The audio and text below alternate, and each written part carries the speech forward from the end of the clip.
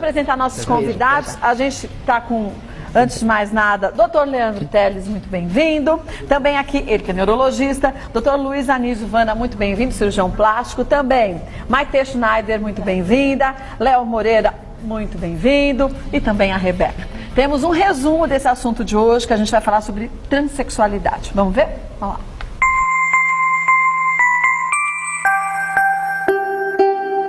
É durante a gestação que os pais ficam sabendo o sexo do bebê. A partir daí, uma série de decisões começam a ser tomadas. Se for menina, por exemplo, a cor do enxoval vai ser rosa. E se for menino, azul. Até a idade adulta, meninos e meninas brincam e aprendem coisas diferentes. Mas algumas pessoas não se sentem bem com aquilo que é proposto como certo. É por isso que algumas dessas pessoas desejam ir além da mudança de comportamento e decidem mudar a sua anatomia, tomando hormônios e até enfrentando uma cirurgia de mudança de sexo.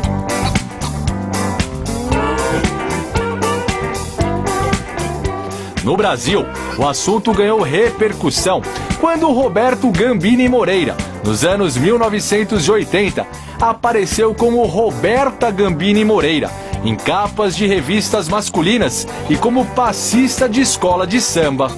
Mais tarde, ficou conhecida como Roberta Close. Outro caso famoso foi o de Ariadna, a primeira transexual a participar do Big Brother Brasil. Antes mesmo de enfrentar a cirurgia de mudança de sexo, feita na Tailândia, conquistou a fama e recentemente se casou com um italiano. Já o transexual polonês, Oliver Mastarles, que deve aparecer em uma campanha brasileira de moda, optou pelo inverso. Nasceu mulher e decidiu ter um corpo masculino. Mas se engana quem acha que mudar de sexo é uma decisão simples a ser tomada. Ao enfrentar as consequências da cirurgia, a filha do jogador Toninho Cerezo, Léa T, chegou a afirmar em entrevista ao Fantástico que a felicidade não vem de um pênis ou de uma vagina. Fora do mundo da fama, ao se travestir ou mudar de sexo, uma pessoa enfrenta barreiras sociais, como, por exemplo, não conseguir um emprego ou até não ser aceita dentro da própria família.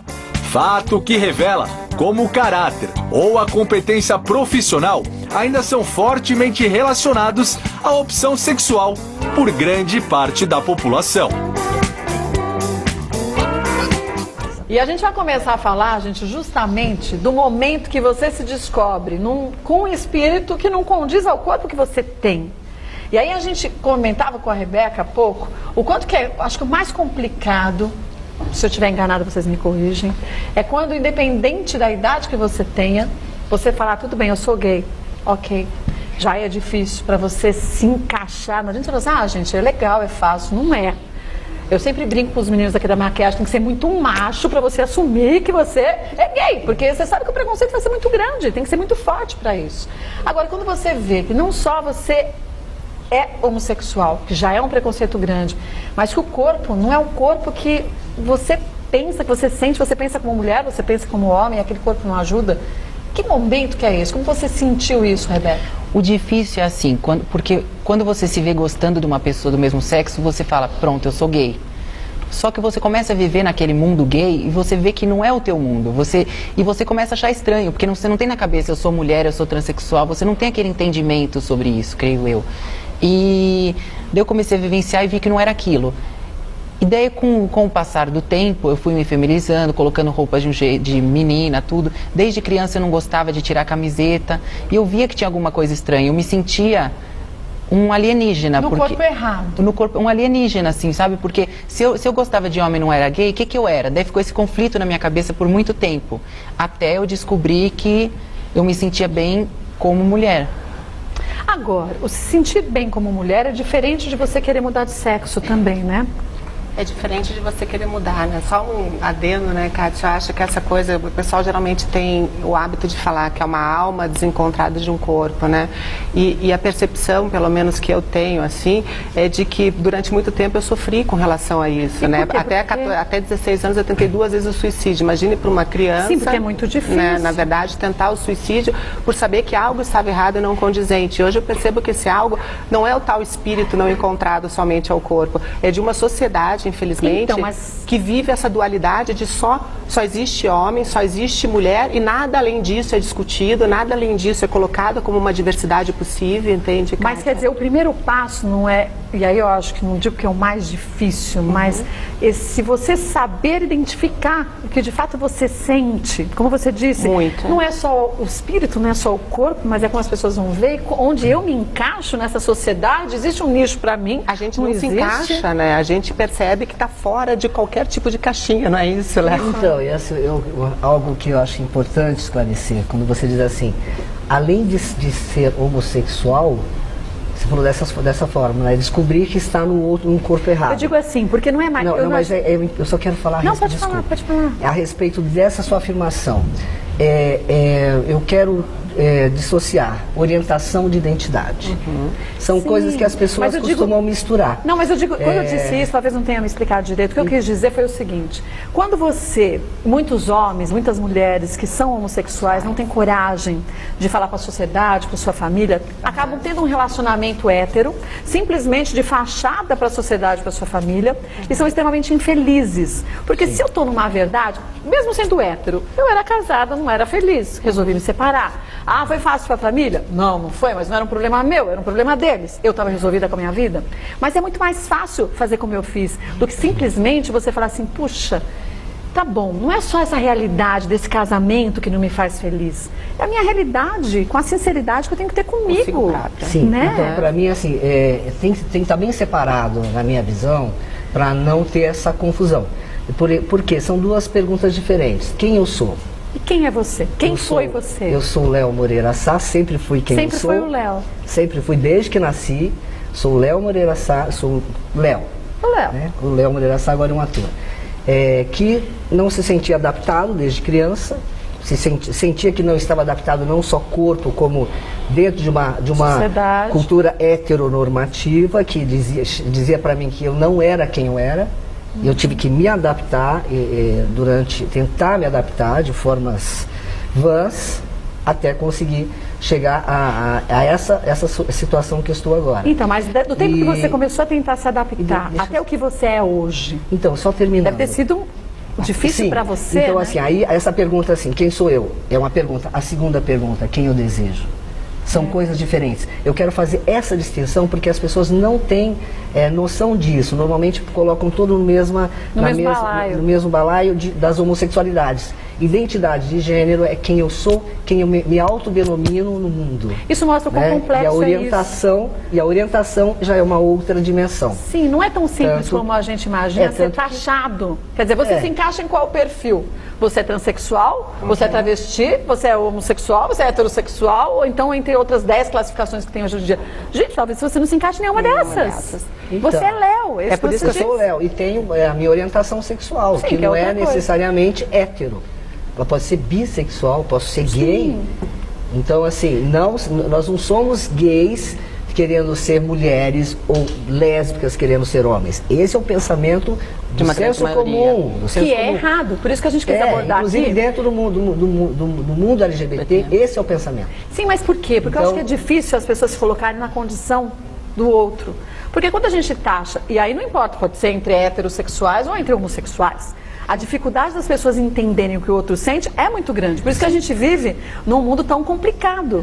Porque as pessoas não têm muitas vezes nem boa vontade de tentar parar para te entender. Eu acho que é muito mais fácil julgar do que entender, né? Quer dizer, a gente quer sempre ver o reflexo de quem a gente é no outro, né? Seja nas nossas qualidades e camuflar os nossos defeitos, né, Kátia? Então, a partir do momento que você encontra uma pessoa que não é igual a você cria um choque, uma barreira, e a partir desse momento você fala, não, você não vai ter os mesmos direitos que eu. E é uma questão complicada que eu sempre falo para as pessoas, né? A maior igualdade que a gente tem no mundo, que eu percebo, é a diversidade, porque até se você pega 2 gêmeos gêmeos, que sejam univitelinos, da mesma placenta, iguais. A impressão digital nunca vai ser igual, entende, Kátia? Então, a transexualidade tem N vertentes. A gente nunca vai poder dizer transexual é 2 pontos, sabe? É como mulher é 2 pontos. Mulher é 2 pontos. Eu sou hétero. Eu acho assim que ninguém pode falar pelo transexual. Ninguém, nenhum especialista. Assim como um branco não pode falar da vivência de um negro. Sim, porque você não vivenciou Então, aquilo, assim, né? eu posso falar do que é a minha transexualidade, minha vivência como transexual. Né? Então, assim, é muito... O que acontece com a nossa cultura é que ela precisa explicar. Mas será que, na colocar verdade... nas caixinhas. E se eu não sou homem, então você é mulher. Então, então você não é mais mulher, então agora você é homem. E se você é mulher, você gosta de rosa, né? Gosta de homem. Eu costumo falar uma frase que eu deixei de ser a mulher que nunca fui para ser o homem que jamais serei. Então, não sou nenhum nem outro. E eu sempre porque falo. Isso são conceitos que a cultura nos impõe. E eu sempre falo, quando eu pergunto se é homem, você... é isso mesmo. E quando perguntam pra mim sempre, você é mulher ou você é homem, você é o quê? Eu falo, bom, depois de tanta coisa, eu descobri que eu sou mais do que sou homem, sou mais do que mulher, que eu sou gente. É o que eu sempre digo, né? Que eu sou gente. Letícia. E eu acho que todo mundo participa desse grupo, né? Que é esse grupo humano que nos une, né? Quando a gente passar a aceitar isso, fica tudo muito mais fácil. Eu comentava com o Dr. Leandro ainda esses dias. Eu sou mulher, mas meu pensamento é mais... Eu sou hétero, mas o meu pensamento é mais masculino. Coisinha frescura de mulher, eu não tenho paciência. Eu gosto de trabalhar com mulher prática, Paloma, Gabriela, mulher que chora, me irrita. Eu falei, brinquei outro dia antes. Verdade. Eu falei pro Dr. Leandro, se na próxima encarnação eu nascer homem, eu vou ser gay, porque eu não aguento mulher. Eu falei, insuportáveis. Mas quem disse que essas características são masculinas? Então, mas foi um condicionamento social. É um condicionamento. Mulher é meiga, boazinha, faladinha. Rico a mão na boca, mas as mães da gente não criaram a gente criaram assim, errado. A cultura formata. Nós somos adestrados desde como criança. Se fôssemos gavetinhas. Sim. Essa é a gavetinha, você se encaixa em qual gaveta? Em nenhuma das 10. E é por então isso que gaveta é a minha? Uma vez minha mãe chegou pra mim e falou, teve um período difícil da aceitação, aquelas coisas de pais, de mães, de família, e minha mãe estava um dia num restaurante e eu vi que ela ficava olhando minha mão, né? E eu falei, mãe, tem alguma coisa com a minha mão? Ela falou, Maite, tá, tudo bem, ser mulher, entendi, beleza, já passei esse passo, mas não dá pra se cuidar? Toda mulher se cuida, se quer ser mulher, faz a unha, se depila, porque na cabeça dela ser mulher, mas você vê o condicionamento social na cabeça dela, ser mulher é estar com a unha pintada, uma coisa é outra. Depilada, não dava pra levar os dois, entende? Então não era melhor você continuar, Alexandre? Eu falei, mãe, não é isso, identidade é uma coisa, não tem a ver com essas normas que vêm juntas. Agora, imagino, você ficou um tempo na Marinha. Não, na Marinha não. Eu não, é a Bianca. A Bianca. É uma outra que ficou. É a Bianca de Niterói. É verdade. Mas aí eu imagino, gente, você está num mundo que é muito diferente, concorda? Que se a gente acha que aqui existe um preconceito muito grande, e aí vai na outra gavetinha, que quem está em qualquer, na Marinha, aeronáutica, no Exército, é 3 pontinhos. É mais complicado, porque você ainda conseguiu, como Léo, que é hoje, como você disse, nunca foi mulher, não será um homem, mas é o Léo. Mas você se identificou no Léo. Quantas são as pessoas que não se identificam de forma alguma? Porque não existem elementos para elas conseguirem se encontrar. Então, só existem aqueles modelinhos, esse, qual que você escolhe? Não existe. Será que na verdade as pessoas não têm, doutor Leandro, medo, principalmente, até você ter certeza, eu sou o Léo. Ou você olha e fala assim, puxa, e será que quem está ao meu redor tem uma boa vontade de tentar entender? Ou será que eu simplesmente vou ter que ter boa vontade de me entender, o resto que se dane, mas você tem que ter força até para isso? Então, Kátia, as duas coisas são reais. Então, você tem um dilema que é interno, então você tem um sofrimento que é pessoal, de você se encontrar. Então, aí eu acho que o transexualismo ele entra nessa categoria. Concordo plenamente com o que o Léo falou, que é uma questão muito mais espectral do que tudo ou nada, que o estereótipo é o problema. Agora, você tem a questão de você com você mesmo e a questão de você perante a sociedade. Por exemplo, nesse caso específico, sofre-se, teoricamente, 2 vezes. Primeiro, porque você não combina trocamente com o espelho, ou com o jeito que a sua mãe ou seus familiares te enxergam. Agora você sofre uma segunda vez, porque realmente todo mundo busca uma certa aceitação social e a sociedade não está preparada. Então, mas isso não é um problema? A sociedade, ela está, primeiro, desinformada, não capacitada. O que o Léo falou é perfeito. O pessoal confunde orientação sexual com identidade sexual. Sim. Tem nada a ver. Então, um transexual ele pode ser homossexual, heterossexual, bissexual, assexuado. Não tem nada a ver. O jeito que a maioria dos transexuais, na verdade, são héteros reais, né? Porque, na verdade, ele tem uma cabeça, teoricamente, mais próxima, talvez não defina, mas mais próxima de um gênero invertido do corpo. Então ele vai buscar o sexo oposto mental, que para quem está olhando parece que é o mesmo sexo, porque a pessoa só olha o fenótipo, a casca. Então a maioria são heterossexuais, mas podem ser homossexuais. Então identidade é uma coisa. Sofrimento 1, você se encontrar. Eu estou mais próximo daquilo que eu acho que eu sou, porque senão eu olho para o corpo, eu olho para o papel que eu estou exercendo na sociedade e não encaixa. Segundo problema é a sociedade. E esse é o problema, acho que mais grave ainda, porque sofre-se preconceito durante toda uma vida, depois decide-se por uma outra opção e sofre-se de novo outro preconceito. Ou ainda maior. Porque trocou. Então o pessoal acha que, por exemplo, o transexual é um homossexualismo exagerado, excessivo, o que é uma bobagem sem tamanho. Talvez nem seja um homossexualismo, seja um heterossexualismo normal, quer dizer, comum, vai. Mas não é porque as pessoas querem fingir que isso não existe, nem abordam esse assunto? Que família que sente falar sobre isso com os filhos?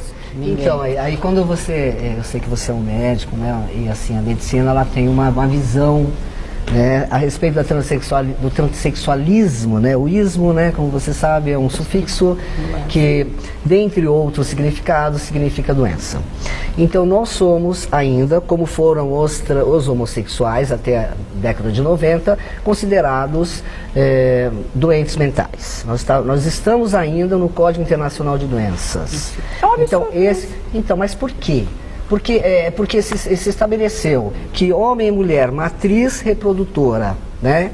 Esse é o natural, tudo que não é homem e mulher reprodutor é patologia. Então nós, na verdade, nós somos os dissidentes dessa verdade instituída, né? Nós legitimamos uma normalidade. Então nós somos jogados lá no Código Internacional de Doenças como doentes mentais. Então essa é uma situação que todos os transexuais do mundo estamos lutando para acabar com a despatologização, inclusive que nos impede de exercer todos os nossos direitos civis. Ô Léo, né? Mas não é bem assim, porque o que acontece? Já tem um certo tempo que já se pode fazer a cirurgia de mudança de sexo pelo SUS. Qualquer procedimento que você faz... Mas não são todos, né? Tem que passar por um acompanhamento psicológico. Você tem um trâmite, mas foi liberado a cirurgia. Foi liberado pelo Conselho Regional, pela AMB, pelo Conselho Federal de Medicina, que se pode operar a mudança de sexo na pessoa sem uma autorização prévia de um juiz ou algo assim. No momento que você vai fazer um procedimento médico, você tem que justificar em cima de um diagnóstico. Então, não é que o diagnóstico é que tem uma doença mental. Não é assim. Não, mas ele diz assim, pelas leis do país, é visto mais ou menos desse jeito. Mas o Código Internacional, não, mas é isso que eu estou explicando agora. Está, inclusive, mudando não, mas de uma é isso que eu estou explicando agora. Esse fato de ter o código da doença é justamente para você poder justificar uma cirurgia pelo SUS. Mas isso não tem justificativa. Não, mas qualquer cirurgia que você vai fazer tem um código. Sim. Você vai diminuir uma mama. Doença. Não é doença. Não é entendi. O lado não é pejorativo. O que fala é o seguinte, de repente, nós estamos usando uma palavra errada, mas o que fala é o seguinte, a pessoa nasceu no corpo de homem e ela tem cabeça de mulher. Não está dizendo que ela está doente ou que está com problema. Eu estou só simplificando, mas assim, qualquer procedimento médico que você tem um código. Você vai fazer uma lipoaspiração, tem um código. Você vai diminuir uma mama, tem um código. Mas só que a gente está falando é que esse código está dentro de uma terminologia indicada desvios e patologias, como doença. É isso que eu estou falando, como transtorno. Não é a tipificação que a gente está questionando. Exato. A gente pode ter até uma tipificação para que seja mantida a rubrica dentro do SUS. Mas fora do SUS, outra coisa. assim, dentro da o questão nome de ele chama de desvio transtorno psíquico, de desvio de... que o desvio agora é psíquico é uma incongruência de patologia. sexo, só para dar uma... mas eu acho que isso aí pode ser mudado, é mudar a palavra em si, mas não acho que hoje não é a não tem palavra, eu nesse acho que é o lado. pensamento e mais o direito. E até Olha, essa mudança de sexo, né, que já está muito, a gente está falando aqui de cirurgias, acho a gente importante falar, né, Kátia, que a gente ficou habitualmente, popularmente chamado de mudança de sexo e ninguém muda, porque não é um pozinho mágico, um médico que vai chegar com uma varetinha e dizer, a partir de hoje é as mulheres. Na verdade, é uma redesignação genital que é feita simplesmente, que é usada na primeira cirurgia, inclusive o próprio órgão da transexual, ou no caso dos transexuais masculinos também, primeiro tenta-se usar o próprio genital do paciente. Então não tem nada dessa coisa milagrosa do tipo, não, cortou, mutilou-se, fez um buraco e agora é uma nova pessoa. Por isso que a pessoa fala muda de sexo. Não é só uma redesignação que a pessoa está fazendo, e criou-se um mito sobre a cirurgia, achando que a cirurgia, inclusive, vai trazer a mudança do mundo, que no dia seguinte da cirurgia, Kátia, ela que não tinha emprego vai conseguir emprego, ela no dia seguinte vai achar o namorado dos sonhos. Se fosse assim, porque está criando-se uma indústria da mudança, dessa redesignação, dessa cirurgia, colocando todo o peso da mudança e de uma vida melhor em cima da cirurgia. Daí pessoas que não deveriam estar fazendo cirurgia vão fazer a cirurgia e não tem um compromisso do SUS, que liberou a cirurgia, com uma verificação dessas cirurgias, entende? É por isso que estão se abrindo processos. Se aquela pessoa de fato depois não vai se arrepender. Se arrepender, porque é algo irreversível, né, Kátia? É uma cirurgia irreversível, é por isso que tem esse acompanhamento.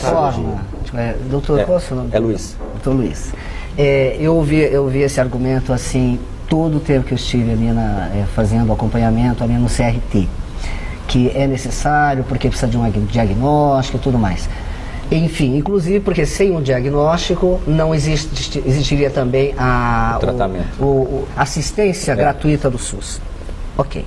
Bem, para nós, eu acho que realmente não serve. Não serve. Por quê? Primeiro, além de nos colocarmos num campo de doença mental, nós estamos forçados a um protocolo.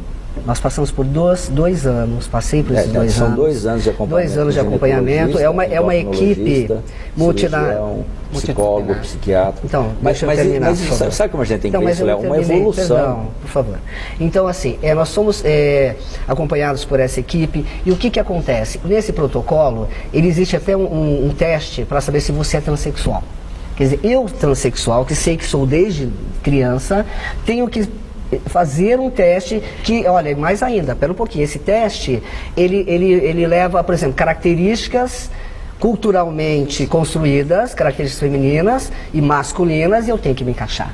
Olha que loucura, mas eu quero que você compreenda isso, que o telespectador entenda que nós temos que entrar neste molde. Sim, eu entendi. Para poder passar e ter o laudo, mas compreende? será que para você as coisas são mais claras?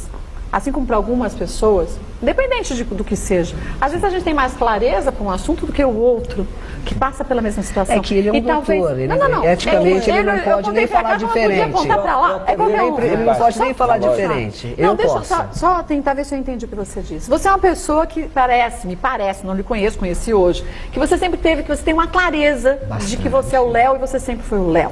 Se você nunca foi outra pessoa, não ser o Léo. Mas talvez outra pessoa fale, puxa, como a Rebeca disse, será que eu sou o Léo? Sim. Né? Quer dizer, puxa, tudo bem, eu nasci Kátia, mas na verdade eu sou João. Mas será que eu sou João de verdade? Ou será que eu vou querer mudar o meu órgão genital para um João? Ou será que eu quero continuar sendo a Kátia, que também é João? Mas é muito simples. Eu, como transexual, posso te falar. Então, mas esse teste faz as pessoas se encaixarem nisso. Não tem teste. Eu posso te dizer que desde que eu comecei a pensar, eu sei quem eu sou. E todo transexual, Maitê, qualquer transexual que você pergunta, não tem dúvidas. Então, porque tem gente que depois se arrepende da cirurgia. Não é transexual. Então era transexual. Então não é transexual. Precisa o protocolo. Isso, é esse não sei se esse é esse. Eu acho que não é o protocolo. Não é esse. As pessoas fizeram cirurgia, Kátia, essas que estão arrependidas fizeram a cirurgia na base desse protocolo. Mas eu acho que tiveram erro. Porque elas sabem as respostas que ter. Ela sabe que, por exemplo, ela tem que responder ser mulher sabe esses 2 pontos? Mas aí a perna assim, se vestir de... Tá se enganando, porque ela quer atingir um objetivo. Eu acho que Mas entende que Não, ela vocês quer estão atingir um colocando objetivo. a causa como consequência. Não, a gente não está tentando consertar nada. Eu estou tentando entender só, é mais complexo que eu falo é o seguinte. Se eu quisesse só fazer isso, estava fácil. A minha questão é tentar compreender. Mas, e aí que eu...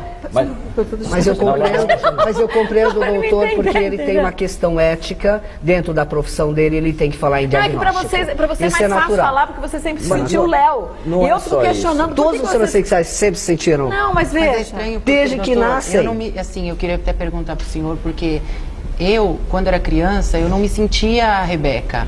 Eu me sentia diferente, mas eu não sabia o que eu era. Eu não sabia que eu era uma mulher. Será que isso às vezes não é falta de informação, ou até mesmo, como vocês disseram, que a família não conversa? Mas desde criança porque eu sentia aquela coisa estranha, eu sentia bullying, eu sofria bullying na escola, eu sofria bullying de E você via que tinha meninos, tinha meninas, você falava, não me adapto com meninos, eu também sei que eu sou menino, inclusive para os meninos e para as meninas, eles não faziam por maldade, porque na cabeça deles, eles viam que eu era diferente, eles não sabiam também o que eu era. Nem eles. Então, eu não tinha essa consciência. Então, na minha opinião, não é a medicina, não são especialistas que vão dizer para você quem você é.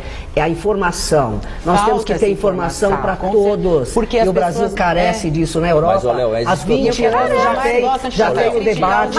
Essa questão médica já foi resolvida. Mas o que eu estou falando é o seguinte. Aqui no Brasil ainda temos esse você não está errado. Vamos deixar o doutor falar. Você não está errado, mas o que eu estou falando é o seguinte. A gente tem que ver que isso que nós estamos discutindo hoje já é uma grande evolução. Sem dúvida. Eu era menino, eu sou de Lins. Estamos uma aqui. das primeiras brasileiras a fazer a cirurgia de mudança de sexo era o Valdir de Lins, que passou a se chamar Valdirene. E eu tinha contato com ele porque ela era manicure e era muito conhecida na cidade. E o médico que operou essa paciente foi processado.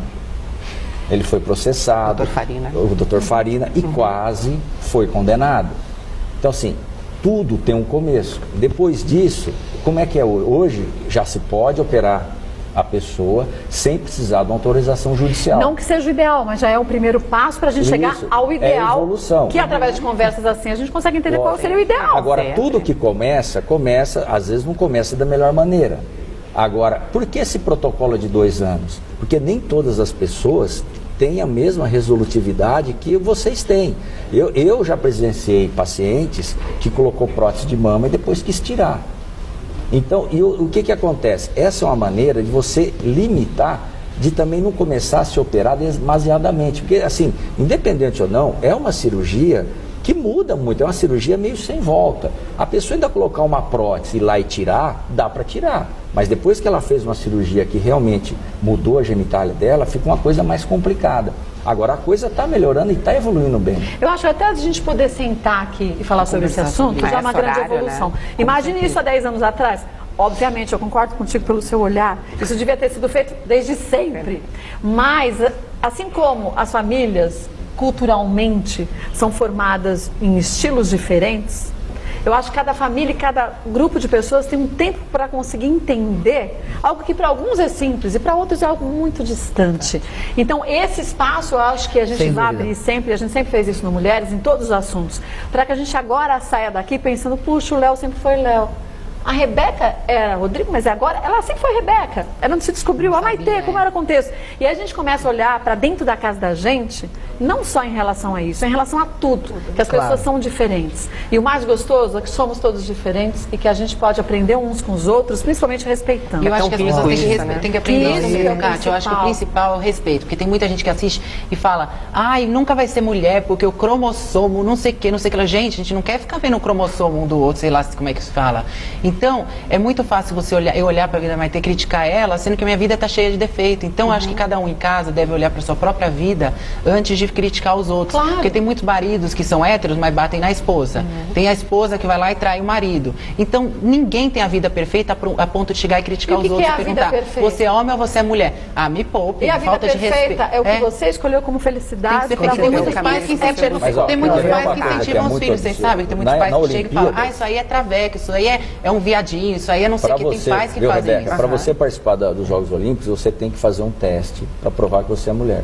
Tem mulheres que só ficam sabendo que são diagnosticados como homens na hora que faz esse teste, porque ela é uma mulher perfeita, ela tem filho, tem tudo, e chega lá tem um cromossomo Y. Então. Isso já aconteceu com vários atletas e não poder disputar a Olimpíadas como mulher, porque foi diagnosticado cromossomo Y. E essa sua percepção da família eu acho importante, Kátia, porque A base familiar é o que pelo menos eu vejo. Na minha história, eu vi que na da Rebeca não foi assim, né, Rebeca? Mas na minha teve uma importância super grande, porque meus pais sempre tiveram essa abertura de perceber, não sei se é apoio, entende, Rebeca, o nome certo, mas sempre tiveram no tipo, vamos tentar fazer o melhor dentro do que é possível, entende? Então os pais, desde cedo, veem a criança certas diferenças. O que os pais fazem? Normalmente bloqueiam, a escola bloqueia.